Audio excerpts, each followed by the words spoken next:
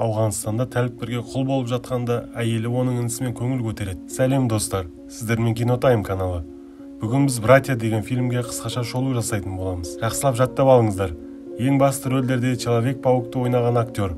Бұл фильмде оның аты Сэм, және оның бір әпкесі Томми, келіншегі Грейс. Фильм басталған сәтінде теңіз әскерінің капитаны Сэм Ауғанстанға соғысқа кетуге дайындалып, және қоштасу хатын жазып жүреді. Соғыстан қайтпаған жағдайда бір кісі ол хатты әйеліне апарып беруге тиіс. Сэм үлгі тұтарлық азамат, және екі қыздың әкесі. Ал інісі Томми болса, ағасына мүлде ұқсамайтын бұзақы. Банкты тонаған үшін түрмеде бірнеше жыл отырып, жаңа ғана шыққан екен.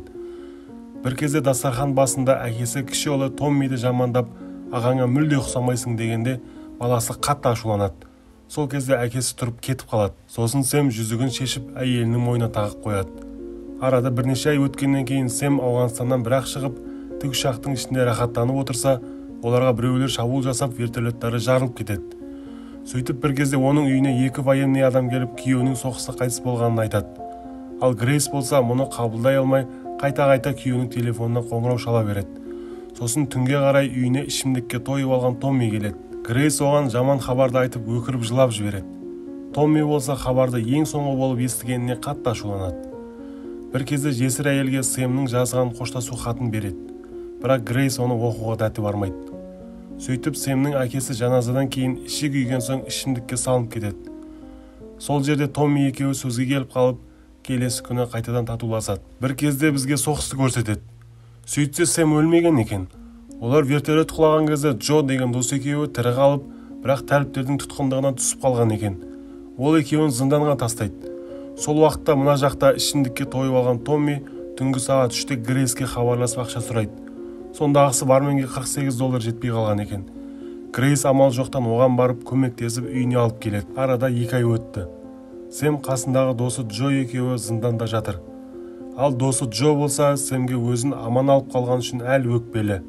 Мынандай қорлықты көргенімше өліп кеткенім артық дейді. Тәліптер өзара ақылдасып, бұл екеуін көлікпенен басқа жерге алып кетеді. Сосын тәліптер барлығын камераға түсіріп, дәл көздерінің алдында бір ауған адамын әйеліне қоңырау шалған үшін миын тесіп атып жібереді. Бір кезде Томми Грейстің үйіне достармен бірге келіп, үйдің ішіне әлеу жұмыстарын жасай бастайды.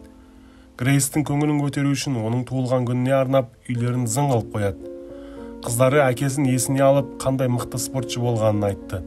Грейс болса қиналғаннан жарылардай болып жүр. Сол түні Грейс пен Томми ішіп алып, әңгіме қылып отырып, бірден сүйісіп кетеді.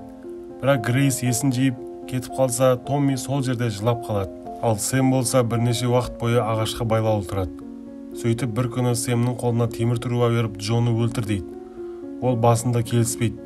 Сосын оған қару кезеп, не сен оны өлтіресің, не ол сені өлтіреді деп таңдау қалдырмайды. Содан амалсыздан Сэм досын ұрып өлтіріп қояды. Ал мына оңбаған тәліптер оны видеоға түсіріп алады. Сөйтіп тәліптер Сэмді қайттан зынданға лақтырады. Бір кезде америкалық мықты армия келіп тәліптердің лагеріне шабуыл жасап, бір жерлерін айырып тастайды. Ал бағанағы видеокамера болса сынып қалып, олар Сэмді аман-есен құтқарып алады. Ал Томми болса шкафты сылтауратып Грейске келіп тұруды шығарады. Бірақ Томми балалармен өте жақсы қарым-қатынаста. Балалар көкелерін жақсы көріп, оны өз әкесіндей көреді. Бір кезде Грейске қоңырау шалып қуанышты хабар айтады. Содан кейін барлығы барып Сэмді әуежайдан күтіп алады. Сэм үйіне келіп отбасымен қосылып қуанып қалады. Бірақ бір түрлі болып жүреді. Сөйтіп бір кезде Сэм екеуің жаттыңдар ма деп сұрайды. Томми сол кезде сенің есің дұрыс па дейді. Бірақ ағасы бәрібір сенбейді. Сэм кәдімгідей бір түрлі болып жүйкесі тозып, басқа планетадан келген адам сияқты болып жүреді. Солай ауыр күндер өте береді. Бір күні Сэм әйеліне, сендер Томми екеуің жаттыңдар, мен оны білемін дейді. Әйел болса жоқ, тек қана сүйісіп қалдық дейді. Сосын әйел екеуі досы Джоның әйелінің үйіне барады. Сэм оның әйеліне, мен Джоның қалай қайтыс болғанын білмеймін дейді. Сөйтіп бір кезде кіші қызының туылған күні болады. Енді бала болған соң шарды шиқылдатып, ойнап отырады ғой. Сол кезде Сэм шыдай алмай шарды жарып тастайды. Сол сәтте қызы қатты жылап, одан да соғыста өліп қалмадың ба? Сен сияқты әке маған керек емес. Томми қасымызда болса болды. Томми мен мамам сен жоқта күнде жататын деп айқайлайды. Сол түні Сэм есіне адасып, үлкен темірді алып, жаңа жиһаздың күл-талқанын шығарады. Сол кезде інісі Томми келіп, ағасын құшақтап сабасына түсіргісі келеді. Сэм ойланып тұрып, пистолетін алып інісіне кезейді.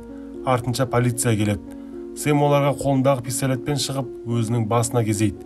Оған інісі мен әйелі жалынады. Сөйтіп тұрып, сабасына келіп, пистолетті жерге лақтыра салған кезде, полиция оның қолын қайырып әкетіп қалады. Әйелі оның алдында жазған хатын енді ашып оқып, қатты жылайды. Сэм інісіне соғыс ардагерлеріне арналған психиатриялық ауруханадан қоңырау шалып кешірім сұрайды. Келесі күні Грейс Сэмге барып, сол жерде екеуі біраз әңгіме қылады. Сэм оған Джоны қалай өз қолымен өлтіргендігін айтады. Ақыр соңында Сэм бұдан кейін қалай өмір сүрем деген сұрақпен қалады. Осымен фильм де бітті. Достар, біздің каналымыздағы басқа да видеоларды көріп кетіңіздер. Және лайк басып, подписка істеп, комментарийда өз ойларыңызбен бөлісіп кетуді ұмытып кетпеңіздер. Келесі видеода кездескенше.